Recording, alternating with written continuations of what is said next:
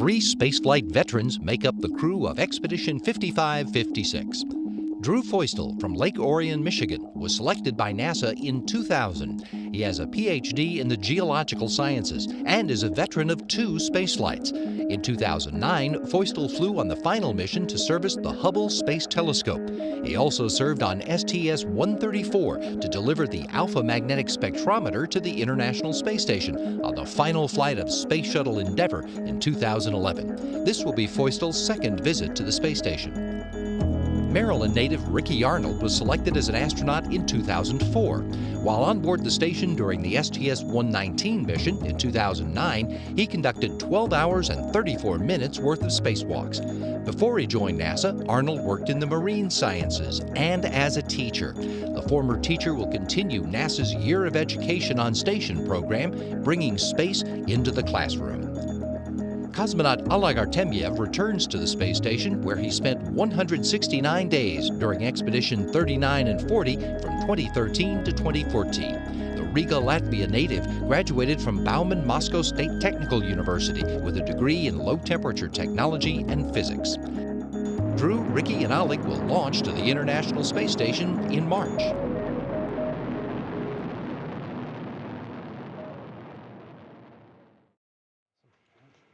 Good afternoon. Thanks for joining us here at NASA's Johnson Space Center. You just saw a video introducing our crew for Expeditions 55 and 56. We're excited to be with them here today to learn more about their mission. They will be launching to the International Space Station from the Baikonur Cosmodrome in Kazakhstan on March 9th at 4:22 p.m. Central Time.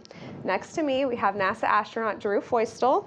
It's Drew's third space flight, and he will be a flight engineer on Expedition 55 and the commander of Expedition 56. Next to him, we have NASA astronaut Ricky Arnold. It's his second space flight, and he will be a flight engineer on Expeditions 55 and 56. And then Oleg Artemyev, a Russian cosmonaut from Roscosmos. He will be a flight engineer for Expedition 55 and 56, and it's also his second space flight. Before we get started, I want to recognize some special guests we have here in the room. We have some pre-service science teachers from the University of Houston who have been selected to help develop experiments that will be used on the space station. They are part of our Year of Education on Station, which you will hear more about in just a little bit. We also have some representatives from Keels and Wheels, a local Houston organization that runs a vintage car and boat show. So we'll have Drew talk a little bit more about his connection with cars and racing in a moment as well. First, let's have Drew, Ricky, and Oleg talk a little bit about their mission that they have been training for, and then we'll take questions for them. With that, let me turn to Drew Feustel. Drew, can you please talk about the mission from your perspective? Thanks, Megan. I just want to say thanks to everybody for coming out today and joining us and allowing us some time to share with you, our thoughts on the mission and preparation. We're all excited to be here. We couldn't have asked for a better crew to come together.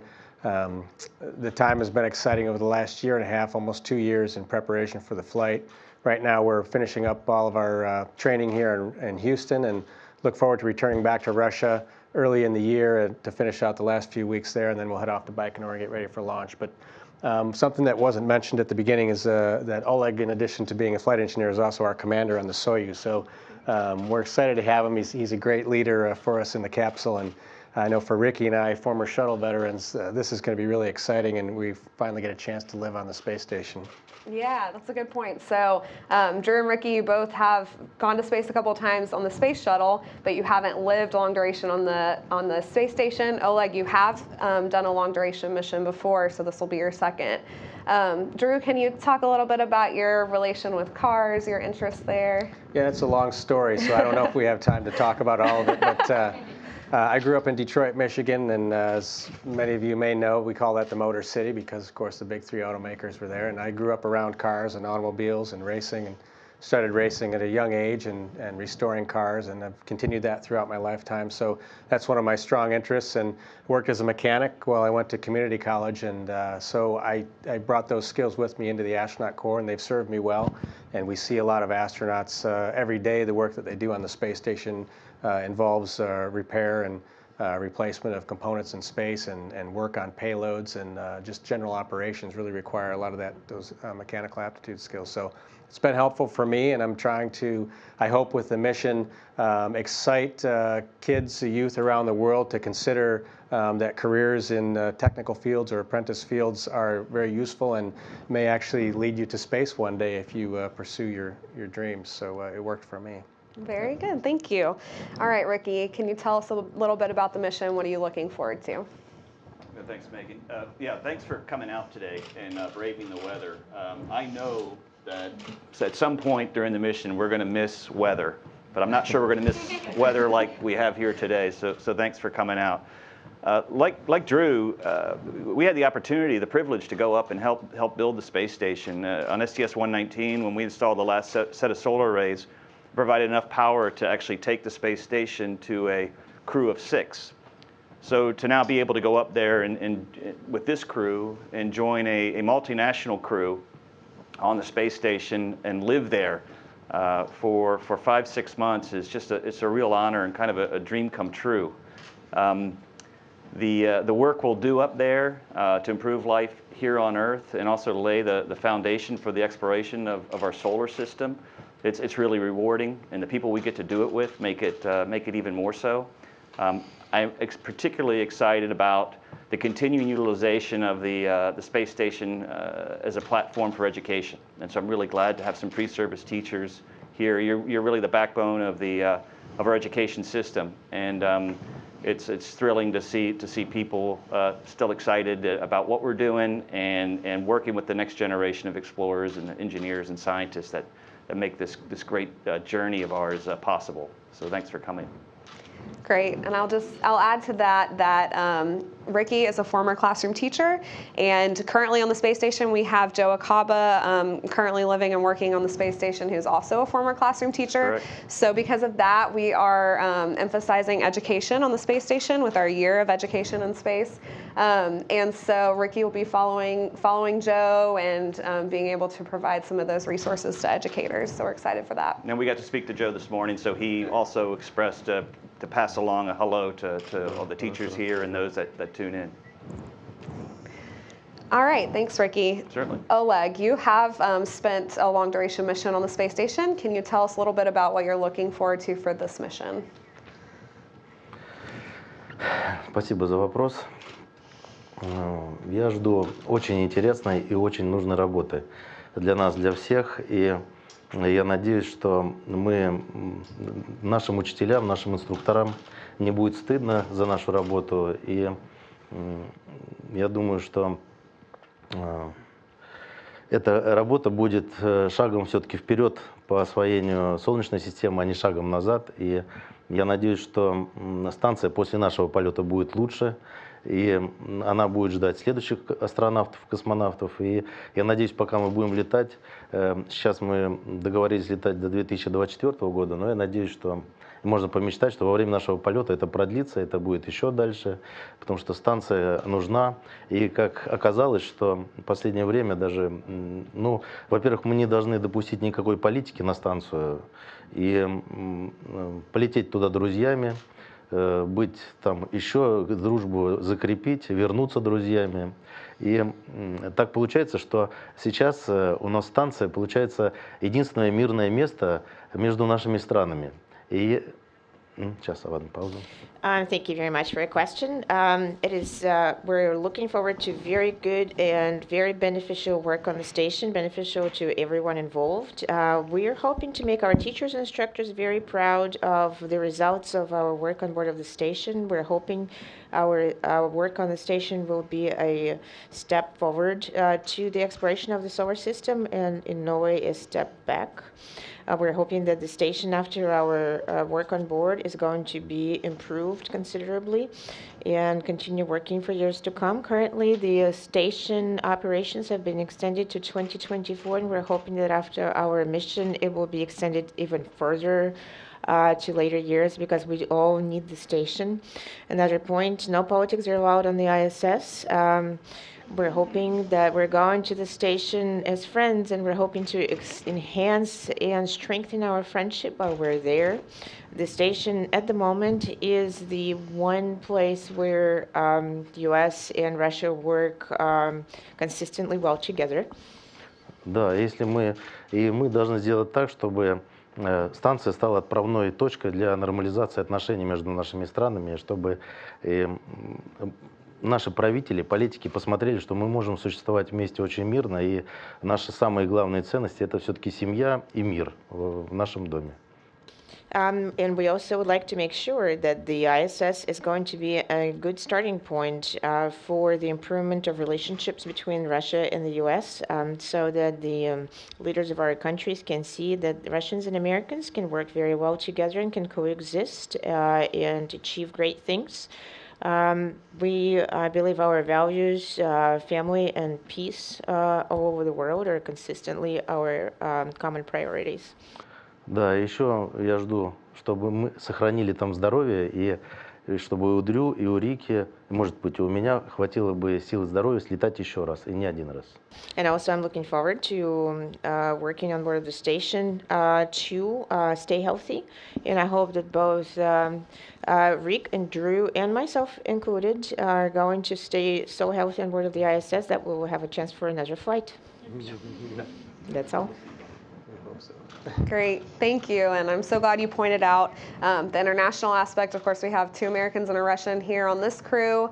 Later during their mission, Alex Gerst, a German, will be joining them. And so it's definitely an international crew up there, and they all work together. All right, now we'll start taking questions for the crew. We'll take questions here in the room and then on the phone and then also on social media. If you have a question and you want to ask on social media, please do so using the hashtag #AskNASA. If you're on the phone, then please press *1 if you have a question, or *2 to withdraw your question if it's already been answered. And just a reminder, please state your name and affiliation before you ask a question. You'll be allowed 1 question and a follow-up. So let's go ahead and start in the room here. Who has a question for any of the crew up here?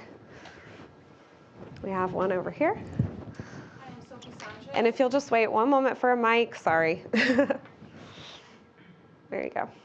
Hi, I'm Sophie Sanchez, Chicago Now. I recently saw, Drew, on your Twitter feed, you shared some Soyuz sim training.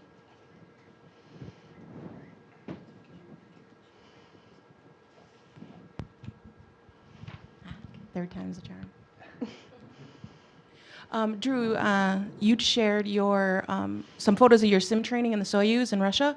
I was wondering if Oleg, if you could share your perspective of training with your 2 colleagues, and then the 2 of you, if you would share what it was like training for you, because I know it was about 4-hour training session.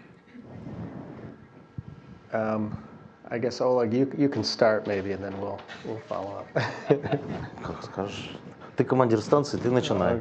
Okay. Well, you're the station But you are the commander, commander you of the can Soyuz. I guess I just want to say that for me, we have 3 seats in the Soyuz. The center seat is reserved for Oleg. He's the commander.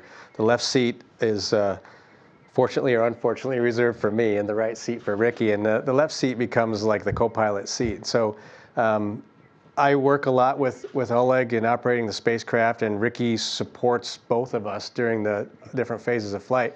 But I can tell you from a personal standpoint, it's been really difficult. I mean, it's hard to train over there. The space flight is complex and requires a lot of interaction, especially when the simulation team is generating malfunctions for us. We're constantly having to fight that battle to keep the spacecraft moving in the direction that we want it to, towards the space station. And so for Oleg and I, it's challenging to communicate because there's a language barrier, and of course all of the documents that we read as U.S. crew members is in Russian. And I'll be the first to admit that my Russian is not perfect, and so it's challenging, it's tough, and it's been hard this over the last year to become effective and functional together in the cockpit. And I think we've reached a balance now between the 3 of us where we understand enough of what is desired and required, not only from each other, but from the spacecraft to keep it operating, that we've been, knock on wood, largely successful in our simulations. And that will, of course, bode well for flight, and we'll hope for a nominal launch and rendezvous. And typically what happens is we train failures for 1.5 years, and then everything goes nice and smoothly. So that's my perspective. Oleg, do you have any comments? Да, я согласен с Дрю. Все он очень правильно говорит. И мы пришли на подготовку, будучи алмазами, но не обработанными. И в процессе подготовок, тренировок мы притерлись друг к другу. И у нас остался еще заключительный этап перед стартом, когда нас уже вставят в эту оправу под названием капсула, и у нас все будет хорошо. И я полностью доверяю своим товарищам, и Дрю, и Рике, и я уверен, что если что-то у нас будет, какая-то нештатная ситуация или еще что-то, то мы всегда друг друга поддержим, заменим и выполним программу полета. Я в этом уверен. Yes, I completely agree with Drew. You see, when we started training, we were similar to uncut diamonds. We were precious, but not fully ready to be used. So we were properly polished during training, and all that remains to be done is insert us into a setting that will be our capsule, and everything will go well after that. I fully trust my crewmates, Drew and Ricky, and I believe in any phenomenal situation, we'll be able to step in and help each other and completely rely on each other. Very good. Do we have another question here in the room? We have one back there. Steph Schrader, I write for Jalopnik. So obviously I've got a question about the cars. Did you have any idea when you were going to community college and working as an auto mechanic that you would end up as an astronaut? Like, was that part of your career trajectory, and kind of how did that big break happen from going from wrenching on cars and racing on the side to, this is something they want on the space station? It's a great question. I think when I was growing up, I watched a lot of television shows, Lost in Space. I grew up with the Flintstones, and I always and the Jetsons. But it's a good point Ricky makes, is that I tell a lot of people in the program that we all think we're George Jetson, but really in the space program we're sort of like Fred Flintstone. Yeah. We're just getting started. But I grew up watching those shows, and so I was always interested in space and exploration. I just believed I would someday. I thought all of us would just be working in space, in the space industry, as we matured in our careers. And I clearly didn't do anything specifically in terms of education and early work experiences that were with the intent on becoming an astronaut, because most people who do those things, think about being a scientist right away, or they want to be a jet pilot and go and work in the space industry. So for me, it was just, I found the things that I liked and the things that I was good at, and those were the things I pursued. And I enjoyed working with my hands. I enjoyed fixing, mechanical things, and I enjoyed racing. So that's what I did. And those things just eventually led me down a path. At some point, I had to pick between automotive design and science, and I chose science, but I was able to take all those mechanical aptitude skills with me, and they've served me well. I have 4 projects in the garage right now. I always have projects going on, but I think of it as currency training. It's what makes me better at my job here at NASA. It really has been a great skill to have. It's always good to have a friend who's an auto mechanic, too. Yeah. You've been over to the house a few times. And I get free beer. Great. Do we have any more questions here in the room? Have a couple more. Hi, my name is Kip Lankin. I represent the RPM Foundation. Okay. And I know with your the training going on between you guys and Oleg, my favorite Russian phrase is "Yani pani mayu," and I'm sure that you've used that many times in your training, which means I do not understand. So the question is, as your training as co-pilot basically of the Soyuz, I'm sure you used that many times over, but have you put Oleg in the other seat and shown him some of the time around the track and your experience with automobiles?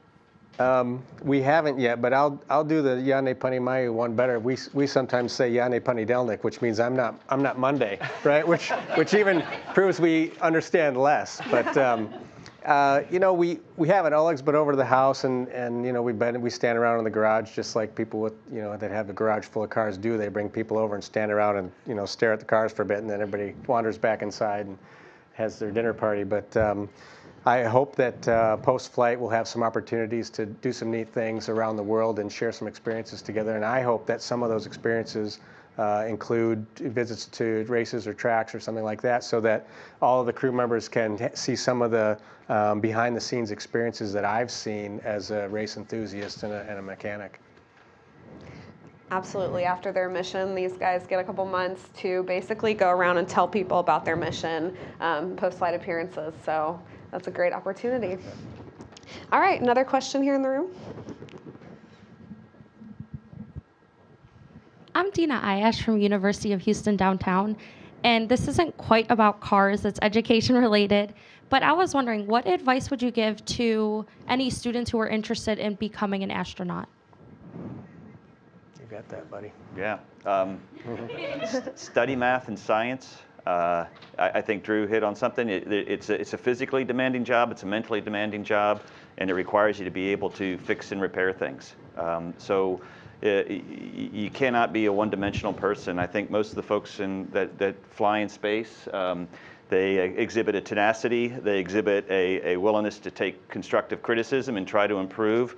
And then they definitely have a sense of humor to laugh at the first two things, both about themselves and the situations they get themselves into. But really being well-rounded and good at what you do. And it's required, of course, to have a background in science, math, engineering to get the foot in the door. I want to just emphasize that, you know, for me and actually a handful of astronauts in the Corps, many of us started out at community college, and that's not a bad way to start an education.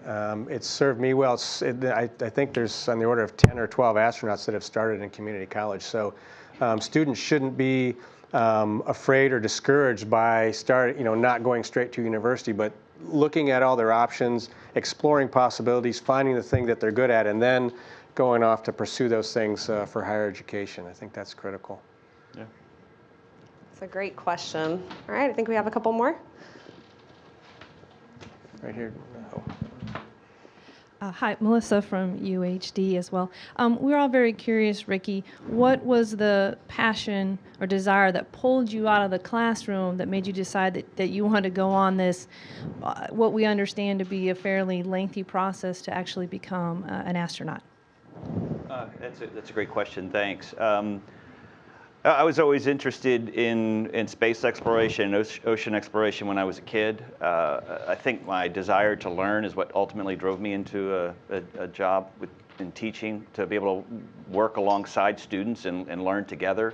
I never had one school year that was like the previous one because there was always something new you could be doing.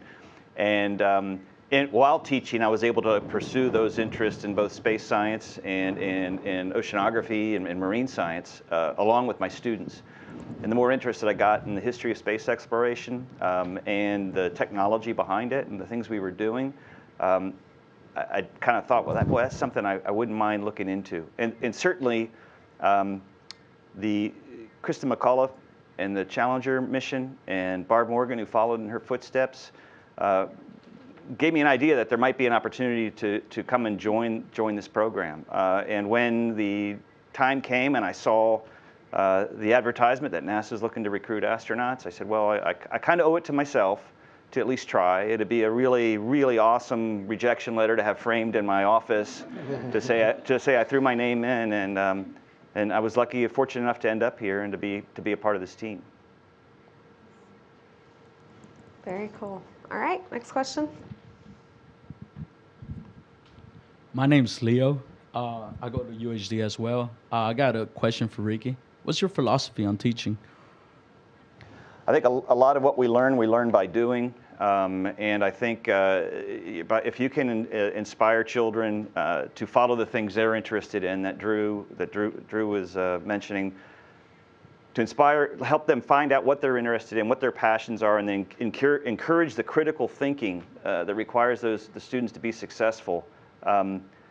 That to me is the foundation of education. Critical thinking and analysis and problem solving are the key skills that we need to be a functioning society, and for students to be functional members of society.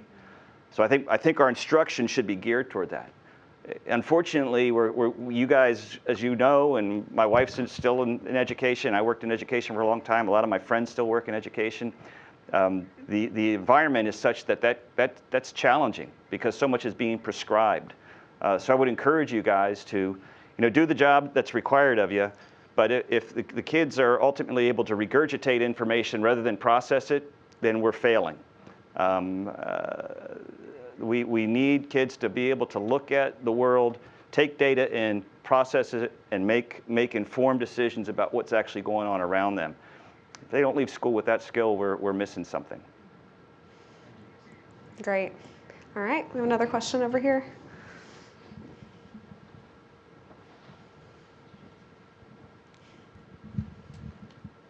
I think I'll sit. Hi, I'm Ruth Keenan. I'm with Keels and Wheels and also San Jacinto College Foundation.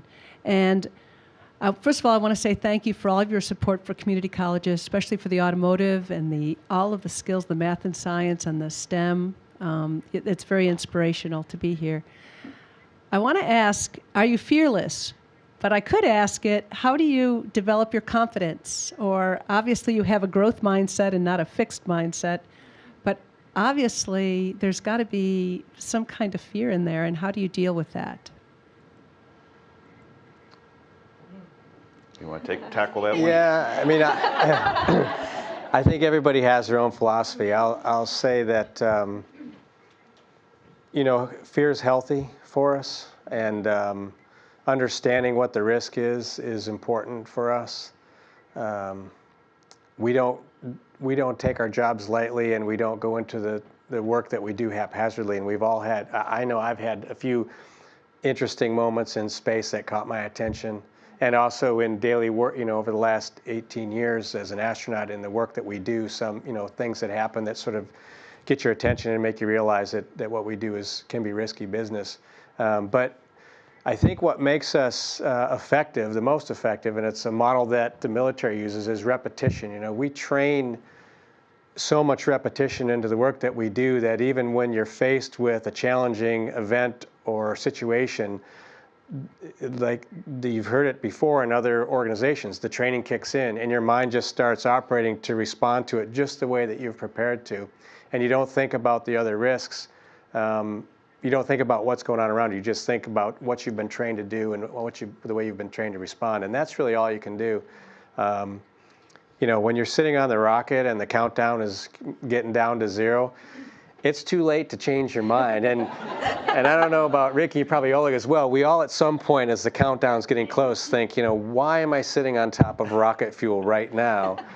But you know that there's nothing you can do. And you're just going to, you know, someone's going to push the button and the next 8 minutes will either be successful or they won't. And this is just where you found yourself in life at that point in time. There's not much you can do about it. And I think all of us believe that what we're doing is really important. And I know walking out to the shuttle, you've surrendered to the madness at that point. Yeah. You know, at that point, your faith's in the system and the people there who made it all possible, and your mission is significant enough and important enough that that the risk that you're accepting is the objectives of the mission are such that the risks are worth it. So, Oleg, what was your experience launching? How did you feel as you got on the rocket and the countdown was approaching 0? Ну, я не помню, чтобы я сильно волновался. Но вот если бы я не был космонавтом, а шел бы просто по улице, и тут меня схватили бы стартовая команда, посадила бы в ракету и запустила. Я бы запомнил это на всю жизнь, наверное. Это было бы очень страшно, наверное. I don't remember being particularly worried about it, but you see, if I were not a cosmonaut but an ordinary person walking down the street and the launch team would have grabbed me off the street, stuffed me in the rocket, and the countdown started, I would probably be very scared. I would have remembered that moment for the rest of my life. Да. Но когда ты готовишься годами, вот у меня к первому полету я готовился 11 лет, и ты знаешь каждый шаг за шагом, что будет происходить, поэтому ты думаешь только о том, лишь бы тебя не подвела техника, лишь бы не подвело здоровье твое, лишь бы не подвело здоровье твоих товарищей, и тогда будет все хорошо. Если техника и здоровье экипажа будет все нормально, то будет все хорошо. Но и наша ракета «Союз», она сделана так, что она спасает человека на любом этапе.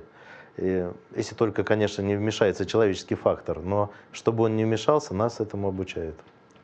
But you see, when you train for years, and I personally spent 11 years training for my first flight, you know, this process step by step, and you think along the way that unless there are some health problems or if the technical components are going to fail, or your crewmates' health problems might throw a wrench in the works. But otherwise, all the steps along the way, and the Soyuz vehicle is designed in such a way it can rescue the crew at any stage in the launch process, unless there is a human error. And in order to avoid human error, that is what our training process is for. Да, и есть у нас специальная, к сожалению, у астронавтов нет такой подготовки, а у российских космонавтов есть. Это специальная парашютная подготовка космонавтов. Unfortunately, the U.S. astronauts do not have that component of training, but the Russian cosmonauts undergo parachute training component. Да, эта подготовка понижает страх, уровень страха у человека, потому что когда ты первый раз приезжаешь на эту парашютную подготовку, она непростая. У человека, у каждому раздается задание, которое есть задача на руке, и потом тебя просто выкидывают из самолета вот, толчком в лоб. Ты должен застабилизироваться, и потом есть специальный микрофон, шлем, ты должен открыть задачу и решить ее. И когда это первый раз, то потом психолог может услышать только два слова «Ой, ай!» и все. А когда с каждым прыжком все, человек становится спокойным, разумным и ведет репортаж, решает задачи. И вот так постепенно убивается страх у человека. I see. The training is designed to reduce the fear level in crew members. It's not easy. You arrive at the parachute pad and you're handed a problem to solve. It's in your hands, and then you go up, and they push you out of the flight vehicle. You have the goal of stabilizing yourself while you're on the parachute. You have a helmet and the microphone in the helmet, and you have the problem in your hand that you need to solve. The first time, the psychologist who monitors your flight hears just oik and ikes and oops. And then as you progress through the training, you're able to provide the running commentary of your flight. You're able to work out the problem. And slowly, step by step, the fear level is reduced, and that is the goal of the training. Да, и это все делается до открытия парашюта. То есть ты должен решить задачу и только потом открыть парашют. And you see, that is all done prior to the parachute opening. That you need to solve that problem prior to opening your parachute. You're not trying to tell us you have a parachute and we don't.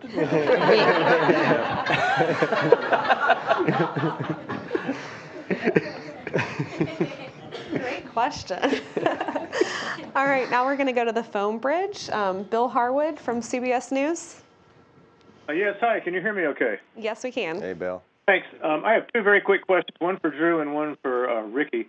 Drew, you mentioned the difficulty of training in a second language in general. Maybe talk a little bit about, I'm always curious how the left-seater, how tough it is to train for abort various emergency scenarios, you know, when it's not your language. Give me a sense of how that went for you. Thanks for the question, Bill, and thanks for calling in. You know, that's most of what we do now in the Soyuz. We of course spent the better part of a year learning about the technical systems in the spacecraft, and now over the last several months we've just been in the simulators, and all we do is train for the abort scenarios or the you know, the malfunctions going uphill. And to be honest, the launch abort process in the Soyuz is basically automatic, and we're pretty much hands off. So in that respect, there's not a lot we can do once the abort sequence starts, as long as we're not to a point in the launch stage where we're going to, you know, abort once around or head into orbit. So from that perspective, there's not much we can do. Most of what we focus on is failures of burns, in particular the deorbit burn, which is critical for us. We do a lot of work training for that sort of response, and then on the way uphill, most of the failures are more minor once we're in orbit, because the spacecraft really is a very robust design with a lot of redundant systems, and we have time once we make it to orbit to deal with any of the failures. So a short answer is, for launch aborts, it's fairly straightforward. We just snuggle in and keep our fingers crossed and watch the system respond. The real critical component for us is rendezvous phase failures, and then deorbit burns, undocking and deorbit. And of course, all of that ties in, most of the undocking aspect ties in with any emergencies on space stations. So those are common to U.S. and Russian segment, training for those events, and then eventually transitioning to the Soyuz, where you'd have to leave the station to come home. So pretty straightforward. Does that sound straightforward? I don't know. We use a rather small vocabulary. I mean, there's only certain words, and we're also anchored probably an awful lot in the procedures, which is it's not like reading Pushkin or Tolstoy. The vocabulary required is relatively small, and so we really need to make sure we can understand those words and then operate within that vocabulary to execute the more challenging stuff. Thanks, and a real quick question for Ricky. Sure. And I apologize for this. You may have already addressed it, and I didn't realize it. The room mic down there is not working, so I can barely hear what the questions are that are being asked. But what specifically do you plan in an education sense, or is there anything? It's just being there enough to show how far a career in education can carry someone, or do you have any actual event planned? And that's it for me. Thanks. No, that's a great question, Bill. Thank you. And as you know, Joe Acaba is on orbit. He's also was a teacher. He came into NASA with me and Dorothy Metcalf Lindenberger, Dottie, and Barb Morgan was here. But Joe's been up there, and by coincidence, Joe and I will be back to back for almost an entire year in space. And so NASA is rolled out this year of education on station. You're going to hear more about it today on Facebook Live here shortly.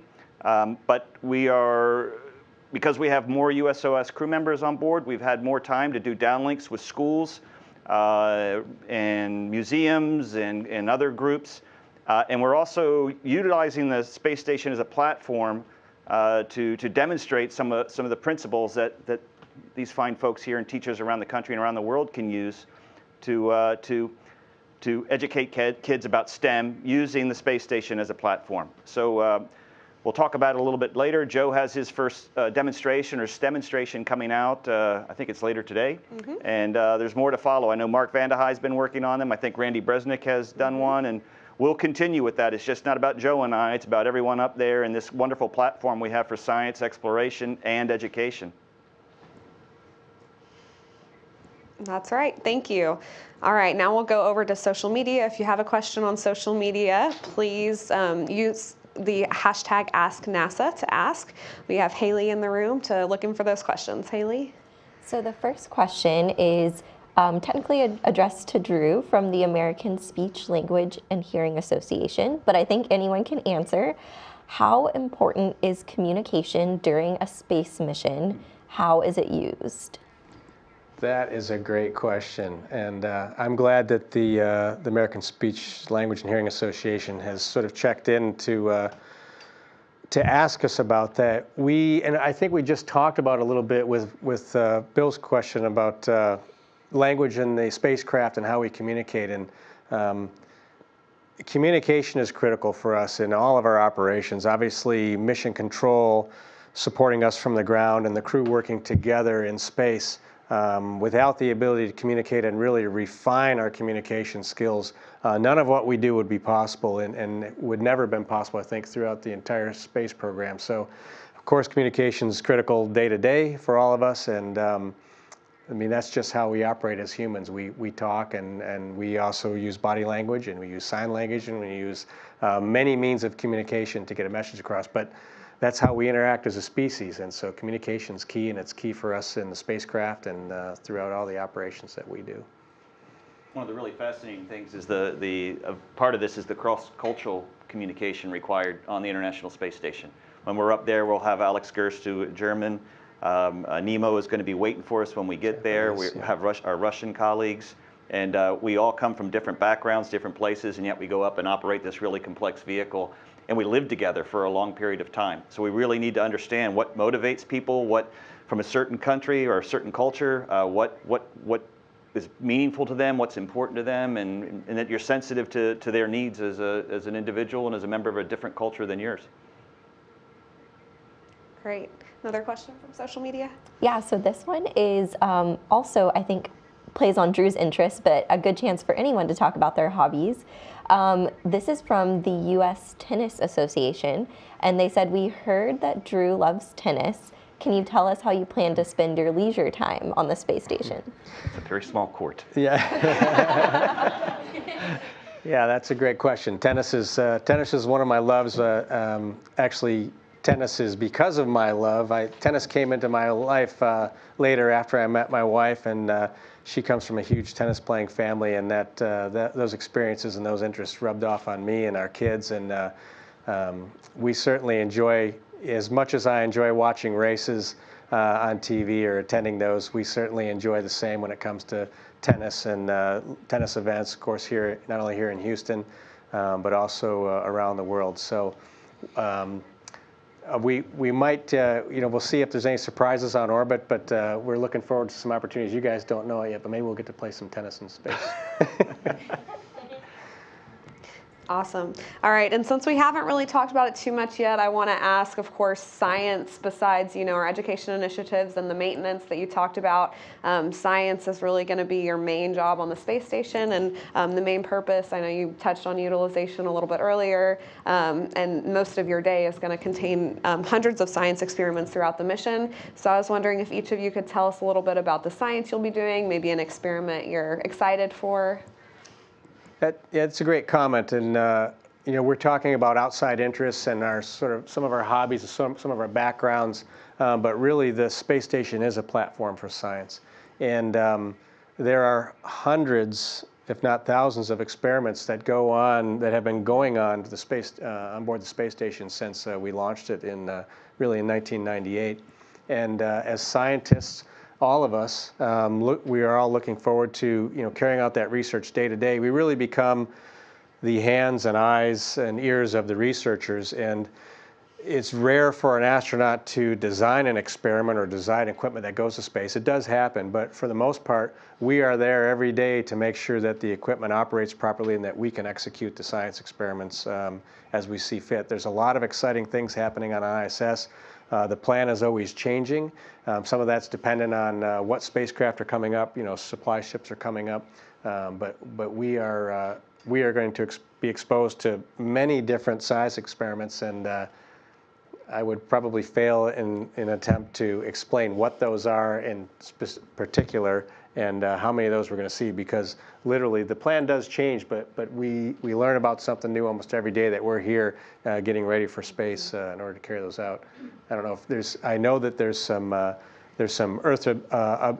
Earth observing science missions that are going on, and we have some components capable of that. A lot of cell research, material science, those sorts of things. So every day is going to be different. It's going to be a new adventure, but our job is to make sure the equipment works properly and that the data gets recorded and we can send it back to Earth and be the hands of the researchers. Great, thanks. Ricky? Yeah, one part of the science program that I think all of us are interested in is we are test subjects while we're there. So how do our bodies change from spending a long period of time on orbit? So I think it'll be interesting to be part of that. The data collection is interesting, yeah. And to get back and see some of the things and some of the changes that happen. Because ultimately, if we are going to be a multiplanetary species, which I believe we will be, we're going to have to figure some of these things out and figure out how do humans change, how can we mitigate some of those changes, and how we can deal and protect astronauts for long duration missions in space. The second piece, and this is by no means, it just happens that I had this class yesterday. So I had a lot of really interesting classes on the types of projects we're doing. And I saw Oleg in there today, the combustion chamber that we use for trying to develop cleaner ways to burn fuel, better rocket propulsion design. I came here with really no understanding when I came to NASA of how really even rockets and rocket engines work. But if we're going to go to other planets, we need to figure out a way to get there quickly. And so some of the science we will be doing directly on the space station will help that endeavor. But it will also help us design cleaner burning engines and better ways to burn fuel here on Earth. And I thought that was a really interesting experiment that we will all take part in when we're there. Oleg, do you want to touch on the science you'll be doing? You were in that class this morning, so I took the most current one from you. I'm sorry. Да, я согласен и с Рики, и с Дрю, но хочу сказать, что самые любимые эксперименты по опыту моего первого полета — это те эксперименты, которые так называемые мультисегментные. Это те эксперименты, где участвуют и американские астронавты, и российские космонавты. Это эксперименты, например, SFIRS, сферы, и эксперимент EarthCam, и вот это культурный обмен идет вот очень сильнее, когда мы работаем вместе в этой лаборатории. И я за то, чтобы этих экспериментов было как можно больше, вот этих мультисегментных.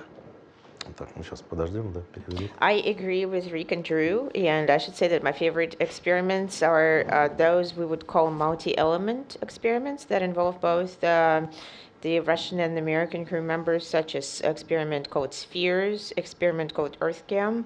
I believe during joint work, the cultural exchange is intensified, and I'm looking forward to having as many of these type of experiments on board as possible. Да, и мы можем, благодаря вот этим экспериментам, мы можем работать и с учеными, и с американскими учеными, и с учеными российскими учеными. То есть это очень здорово, когда есть микс науки и американской, и российской. Это раз. Во-вторых, вот мне нравятся те эксперименты научные, которые у нас проходят за бортом станции при внекорабельной деятельности. Вот у нас очень интересный эксперимент. Это у нас будет выход Икарус. Очень интересный эксперимент, который позволит определять и мониторировать птиц, перелетных птиц, и понимать, как вот инфекционные заболевания распространяются по миру, как это будет играть на роль безопасности полетов, вот эти миграции птиц. Это вот мы будем устанавливать эту антенну. И еще очень хороший эксперимент — тест, который позволит нам определить границу нашей биосферы. Вы знаете, что этот эксперимент мы и в моем полете делались, и во многих полетах вот последние 5 лет мы поняли, что на поверхности станции есть своя атмосфера, есть свои микроорганизмы, которые живут, несмотря на то, что там есть невесомость и вакуум. Also, thanks to the experiments, we get to work with both the US and Russian scientists, and such a mix is very interesting and very educational for us as well. Another group of experiments I like very much are EVA experiments we perform during extravehicular activity outside of the station. One of the experiments we're going to perform is going to be called Icarus, that is studying the spread of infectious diseases when we install the antenna to monitor bird migration and how the diseases are spread around the world. Another experiment is called TEST. It is biosphere research experiment. Several years ago, we realized that there is an entire environment that exists outside of the station, on the surface, exterior surface of the station. That there are microorganisms that survive even in vacuum, and that's another research that we perform to study those microorganisms. Perfect, thank you. All right, we're done with questions. We have one more topic to cover before we wrap up, and it's related to the year of education we've been talking about and the STEM demonstrations that Ricky mentioned earlier. So Ricky, can you introduce our video? Yeah, as I was talking about earlier, my former crewmate who flew with me on STS-119 and my classmate who came to NASA the same time I did, and also fellow educators up on Space Station right now. His name's Joe Akaba. And he has put together a brief demonstration surrounding exercise and exercise equipment. We spend a lot of time exercising in space. It's critical for our health. It's not as easy as here on Earth because of the absence of working in microgravity. You can't just go lift weights. You can lift any amount of weight you want when it doesn't weigh anything. So Joe's put together a small demonstration. If you go to STEM on Station website, there will be lesson plans available with it. And there'll be more of these following throughout the course of this increment and the follow-on increments up until I leave, and then they'll continue even after that. So I'm very excited about that, and I think it'll be a great resource for educators around the world. So if we can roll that. Let's take a look at how astronauts exercise in space. This machine here is the Advanced Resistive Exercise Device, or we call it ARED. It simulates free weight exercises in normal gravity to work all the major muscle groups. ARED's primary goal is to maintain our muscle strength and mass so that we have less of a recovery period when we land back on Earth. All right, so there's looking at lifting. But what about a little cardio? We have a treadmill for that. Let's check it out. Staying physically active. Awesome. All right, well, that's all the time we have. Thank you, everyone, for being part of the Crew News Conference today. Don't forget to watch these guys launch. They're launching March 9th, 4:22 p.m. Central Time. You can watch them launch on NASA TV, online at nasa.gov/live, and also on Facebook Live on the International Space Station Facebook page. You can also follow them throughout their whole mission as they send updates from space through social media on Instagram and Twitter. Drew is at @Astro_Foistel. Ricky is at @Astro_Ricky. And Oleg is at Oleg MKS. And you can follow the space station also on social media on Facebook, Twitter, and Instagram, and find out more about it on nasa.gov/station. Thanks.